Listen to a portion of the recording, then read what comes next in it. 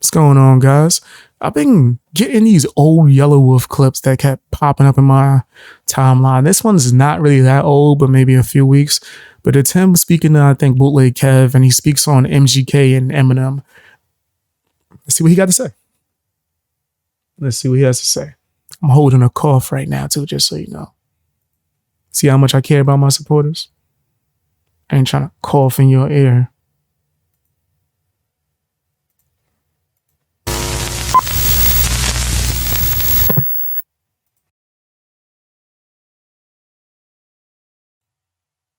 But I went to the Trunk Music 3 release party. It was at a random shithole bar in Sherman Oaks. MGK pulled up. It was a moment. Oh yeah, I remember that shit. That's the night I met Gangsta Boy on your bus. I can't. I don't know. I don't know what I was thinking, honestly, with that party. It was super small, dude. Well, I was like, if I'm gonna go to this Oyster House. Well, if I'm going to LA, I'm gonna do it at a dive bar. At the time, you were pushing your creek water. Yeah, you were doing I'm gonna do a dive bar, fucking LA thing. Psh, you don't do that shit in Los Angeles, man. It's like it was wild. They didn't. It's not. I'm not sure what they're speaking on exactly right now. On the specifics of like dive bars and whatnot. But I do see a lot of people have mixed feelings about Bootleg Kev. That's one thing I've been noticing whenever I've reacted to a clip from him. Like a lot of people say that they don't like him. Some people say they do like him. I know he's been in the game for a while, man. Maybe tell me why y'all don't like him. I'll probably do a video essay on it. Some Nashville shit, you know what I'm saying? Like hindsight's 2020, I would have taken it down at least to the Rainbow or the Viper Room or somewhere on Sunset. You know what I mean? So, well, I was gonna say like it was such a big deal. MGK pulled up like I think that was 2019, right? That was 2019. I said blue cheese on wings. Y'all getting me hungry as hell in the chat. I started it, right? It's my fault. You said blue cheese on wings is a must. Try creamy Italian and crumble feta cheese. Oh my gosh. Y'all getting me hungry. On a solid? I already knew what you was talking about. But up until that point, like for your fans and his fans, like you guys shared so many fans, you guys had this weird like feud that wasn't really about much, you know. Oh, MGK? The MGK thing. I was going to say, can you walk us through how you guys ended up ever communicating and squashing and moving forward and all that for the fans who don't know? Yeah, well, I didn't even know they had beef. Let me take a note. Let me take note and write this down for my video essay. MGK was just coming up. Super young. You called him out on my show. Yeah, well, I mean, yeah, he was coming up. He was super young. Yeah. You remember that? Yeah, I remember that. But he was super young, and I was on Warped Tour at the time, and I was like, you know, part of my stage performance has always been, you know, crowd surfing, throwing water, crowd surfing, mosh pitting, and he made some kind of comment, I believe at the time, was like, nobody needs to be crowd surfing, mosh pitting, throwing water or whatever. Then this is my shit, you know. He tried to claim that. That's a crazy ass claim to say that mosh pit and rock stars have been doing that for a long time. Eminem did that. I remember when he did the spring break joint on MTV, he jumped into the crowd and was hugging models, right? He was killing it, right? The good old days. Remember that back in the day when they used to have like the spring break joint? It was like a good few weeks of just crazy ass content. They would take all their like video DJs and bring them to like Cancun, Mexico, and just let them run wild. It was entertaining as hell, fam. Well, yeah. But he was young, like you said. Yeah. He was young. I remember some wrestlers beat the crap out of some dude that threw a water bottle on stage. Kevin Nash. Tell me if you remember that. Kevin Nash looked like he was a giant. That nigga jumped into the crowd. Well, it looked like a jump. It was more so just him walking with his giant ass legs. Walks into the crowd, grabs the dude that hit him with a bottle, picks him up by the belt loop. And then walks back on stage, nigga. Walks back onto the stage. A stage. Right? And then they just started bullying him. I think that was NWO. I got to look that clip up, man. That was the good old days, man. And he might not have even been talking about me in particular. I mean, it may be somebody else. I say in particular a lot these days. Tell me if you remember the moment I'm talking about, man. It seemed like you like wrestling around the same time I liked it. Tell me if you remember when Kevin Nash beat the dude up on spring break. Yeah, I like it. I'm going to shake it. I'm not saying it for the rest of the interview. I'm over it. All right, well, So he made a comment, and I made my thing. I was like, "Yo, you know what? I don't know what I said, but you said say my name, dog. You said say my name. It was like before Walter White said say my name. You were in my interview. You're like say my name on a record. First of all, we ain't gonna disrespect Walter White. He is known as Heisenberg, my nigga. That's Heisenberg. Don't even call him Walter White no more. He ended as Heisenberg. It was aggressive. I mean, I was coming in hot, man. You know, I was fucking. But you guys had this about it, you know, this thing, and then So I saw him at a trade show like about 3 or 4 months later. I think it was SIR trade show, as a matter of fact, in LA. And I walked up to him. I was like, "Damn, this fool's tall." Tall fool for sure. And I was like, he was like, "Yo, can we?" Always hear that. That was the first thing I noticed. I was like, "Damn, I gotta box this tall ass motherfucker. Like, this is not gonna go well." He's a lanky guy. Or is it either gonna go really good for me or really bad for me? But okay. And so we're gonna. I just walked up and they sure enough was in WCW. Right. I totally forgot. White and black. And then when they split to red and black, they were still in WCW as well. I think eventually they came back. That's because WWE absorbed WCW. Damn, man. You got me wanting to do research on my old school wrestling ish, man. But I deadass remember WCW had it for a minute. Yeah, I switched sides. I left WWE, WWF, and went to WCW for a little while. Then I went to ECW, and then I went back to WWE. And I was like, "Yo, what up?" He was like, "Hey, man, can we talk?" Stuff. I was like, "Yeah, AEW." I've been watching that lately. And then he was, you know, he apologized. I apologized. That was it. There was nothing else to say. And time went by. We never did a record. At that time, I was like, man, you know, like, honestly, let's just do a record. You know what I mean? And just squash this whole shit. Because, like, my fans were acting stupid. For sure. Real stupid. Like, putting Slamerican banners on the side of his bus and doing dumb shit, you know, taking selfies. And I was like, this is stupid. Man. This is getting out of hand. Like, I didn't, you're a great guy. He's a great guy. Yeah, it's fine. Yeah. It's all good. Yeah, it's all good. You don't want it to get like too crazy, especially if it was never like a real beef. So years later, song came out hard. Years later, DJ Paul says, "Hey man, we're working on a Trump music, fucking, what is it now? 3. It was 3. Yeah. You don't fuck with 3? I like 3 a lot. I love 3. The record with Doobie's hard as fuck. Yeah. It's a great album. I love 3. 3's I thought 3 was crazy. No, I agree. 2's got some classics on it. To me, 2 though is just like peak willpower. Well, you know what? Good point. Hold on, let me see. You looked it up? You said it was during Spring Break 1997. Wow. It do feel like it was around that time too. I had to be super young, but I remember that shit because he looked so giant, like jumping, not jump. I keep saying jumping because I would have to jump. He just literally walked like politely and then grabbed the dude and just walked back on stage, something that I would have to climb back up. Kevin Nash just walked his giant self up there holding a whole person in his hand. Then they like started like smacking him around. Yo, NWO was a different type of animal back in the day, bro. Because to me, because and 3 willpower was not fully present. Because I had willpower at my house when I did too. It was Bach Chevy 4 where he just freaks the instrumental for like 3 minutes at the end, and it's just like it was like almost like the closest thing to a hip hop solo there is. Oh yeah. We went crazy on that one. But no, I love. I mean, listen, I love both. Appreciate it. 3 is amazing. Love 3. Thank you. Well, DJ Paul was like, we're making Rowdy. And by the way, it was Bout It. If you bout it, say you bout it. I'm bout it. I'm from the city that is bout it. No, it's Bout It. But we couldn't get Clearance. get in contact with Master Peeve or nothing. And Paul was just like, man, fuck it, we'll call her Rowdy. Send it to me via Instagram if you can. Rowdy. He goes, hey man, go get MGK and Eminem, and we got the craziest record of all time.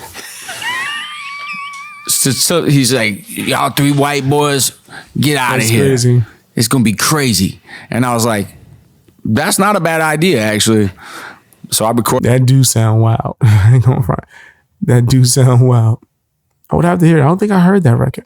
It and fucking I had to go back and check it out. Send it to Marshall and shit.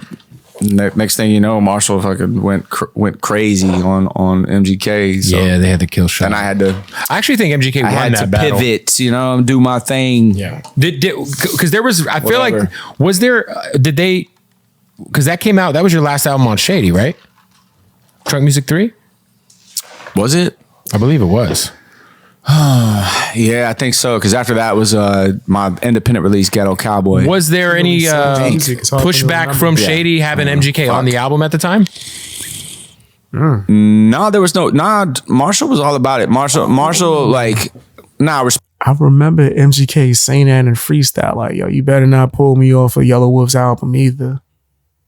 I think I do remember hearing him say something. Respectfully, like I did tap in.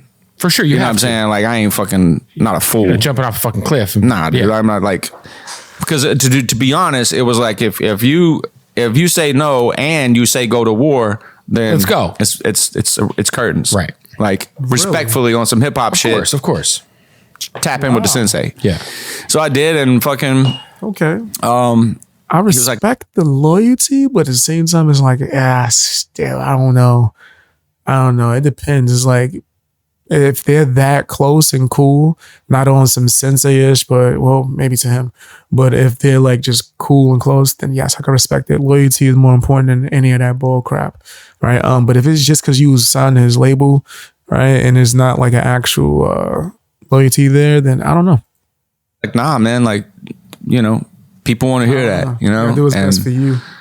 It just, I've always had a lot of respect for Marshall, obviously. I've looked up to him for years. But that moment was kind of like, damn, man, you really give a fuck about me. You know what I mean? Like, you really care that much. To put the other shit aside and be like, and let me live. I respect knowing that I had invested this before I knew this happened. Mm-hmm. I was just like, man, you're a G, man. I got nothing bad to say about Shady or that whole time I was there. There's, we bumped our heads on the first album, like creatively. Yeah, I like that. Yeah, I mean, I remember, but I remember you. I actually like that album. I bumped that album a plethora of times back in the day. In fact, I haven't bumped it in a while. I might go back to it. Might go back and see what I'm missing, man. I like doing that sometimes, going back and listening to older music that I haven't listened to in a while, and then like just going through the nostalgia of it, right? I did that with some old Kanye records recently. I was like, let me go listen to the College Dropout, right? Amazing album, still holds up, fam. Most of Kanye's early albums still hold up all the way until I would say Dark Twisted Fantasy. Some of them even had to grow on me. Right, because I hated 808s and Heartbreaks, but then now I'm like, oh yeah, that was genius. Right, it took years of me listening to it to go, that's actually a fire song. I don't know, I didn't like it at first. It sounded a little too crazy for me. But then he experiments and tries new stuff. I mean, you recorded most of that album in Vegas. All of it, yeah, at Maul's house, and then some of it in Detroit. Like we did Heartbreak in Detroit. Let me tell you about Heartbreak. Yeah. Oh. It's one of my favorites. That's probably the best song on that album. Well, I like the one with Ritz too. I just burped right into the mic. Yeah, that was disgusting. No, it's crazy because Radioactive to me, I remember. I'm not a fan of burping in general. If you burp around me, my nigga, like, there's a good chance you won't be around me for long. That's a fact. Like, I will cut someone off if they burp and fart just openly like that as if it's nothing. I know it's natural. It's also disgusting. I don't like it. It's even worse when females burp. I don't know what it is. It's just that makes me just cringe so much. So the fact that I got headphones on, he burped to somebody, I was going to try to ignore it, but yes, that was disgusting. You could have like literally did anything, covered your mouth, went away from the mic. He did it directly into. For some weird reason, streamers do that shit too. It's as if they do it on purpose. I've seen somebody literally like wait for like a little second, rub his stomach, and then let off the. I'm like, why into the mic, you nasty bastard? That's not an accident. You literally think it's cool. Shit is weird. It's like little boys that first discover that, oh, you can actually make yourself burp. And they think that shit is cool. So they be showing it off to their friends, drinking soda and burping. That's nasty as hell, fam. Nasty. My bad. I just don't like burping. I don't. I'm not a gassy person, right? It's just, yeah. You know what it was though, Makes me Kev? cringe. What? Makes me cringe. Have you seen Wayne's World? Yeah, of course. I know most people have. It's kind of a rhetorical, but I don't know these I'm days. just saying, like, People have. But yeah, well, great movie. Fair enough. Yeah, But so great movie, by the way, he said. yeah, great movie by the way. Both. Wayne's World? Is there 3? Is there a third one? Dude, you're funny. Watched that in years. That scene where, you know, they have this crazy underground show and, you know, they have their steez and, you know, everything's like kind of perfect. I ain't watched Wayne's World. And then they get ripped up and thrown into this corporate scene. And then it goes, their theme music changes, you know, it's all fucking dressed up to be pretty and Not the same show anymore. And that is exactly what happened to me with my first album. Like, even my logo got flipped. They had an art department at Interscope that fucking changed my logo. And like, crazy. Sound like Josie and the Pussycats movie. There's gonna be so many people that's like, they made a movie? Yeah. There was a Josie and the Pussycats movie. The only actress that I could remember off the top of the dome, I'm only talking about name-wise. I remember the entire cast. I just don't remember their names. But if not mistaken, what's her name? Fine ass was in that. Rosario Dawson. I forgot which character she was. Obviously the black one. But yeah, I remember that movie coming out. Yeah, when did that come out? 2000s? put the radioactive symbol in like the O of Yelawolf. Watched it ever since it came out. Orange beanies and like just all kinds of weird, you know, shit that like people think I'm responsible for. So there's so much of that I was just like, what the like wanting to flip like over tables. You know what I mean? Like, what the fuck are you doing? They're fucking it up. He might not have liked the marketing and all the other stuff. I didn't pay attention to that. I enjoyed his rapping ability on that album. And then creatively, you know, it was such a rat race to be on that album because like, oh my God, fucking Eminem signed a white boy. What the fuck is going on? I have to be a part of this. And plus, you know, I was buzzing pretty heavy at the time with Trump music and everything that had going on. And then Facts. Pooh, you know, Shout out to Pooh Bear. Shout out to Pooh Bear. We had Pooh Bear in the studio, whom I love. Audibles. Happy birthday. Happy birthday. Shout out to Audibles too. Happy birthday. Shout out to Molly Mall, you know. Wild era at Molly Mall's house. Bear, J. Dot, Kawan Prather, the whole gang.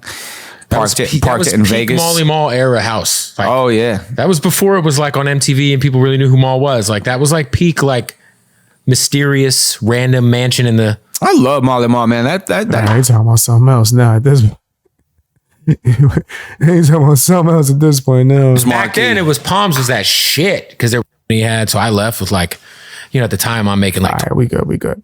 All right, that was interesting. I will say I did learn certain things. I was like, I didn't know, but I did remember MGK mentioning that he hoped that Eminem didn't stop his collab with Yelawolf. Right, so I do remember hearing about that. So it's nice to know that from Yelawolf's mouth, Eminem didn't stop it. But tell me what you think down in the comment section.